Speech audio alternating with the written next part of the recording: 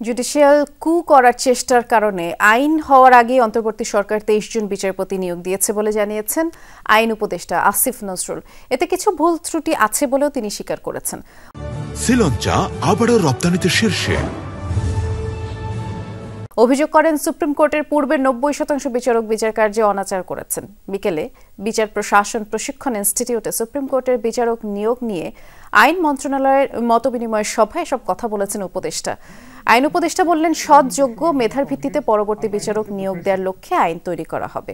আরও বললেন, যদি কারো কিছু নিয়োগ দেওয়া যায় তাহলে তারা অনেক দিন সেবা দিতে পারবেন। বিগত বছরে উচ্চ আদালত মানুষকে নির্যাতন ও মানবাধিকার লঙ্ঘনের কাজ করেছে বলেও মন্তব্য করেন আসিফ নজরুল। সভায় অ্যাটর্নি জেনারেল, সাবেক বিচারপতি, জ্যেষ্ঠ আইনজীবী, আইনের শিক্ষকরা অংশ নিয়ে তাদের মতামত দেন। হাইকোর্টে যারা এক্সিস্টিং জাজ ছিল তারা প্রচন্ডভাবে একটা দলের প্রতি অনুগত ছিল। তারা অনেক অনাচার করেছেন, তাদের অনেকে 90% ক্ষেত্রে কমপ্লেন ছিল।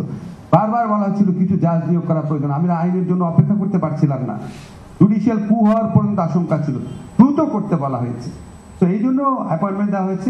ভুল থাকতে পারে, বাট আমরা কনসাল্ট করেছি, আমরা চিফ জাস্টিসকে প্রত্যেকটা জিনিস কনসাল্ট করে আমরা সবাই মিলেই করেছি।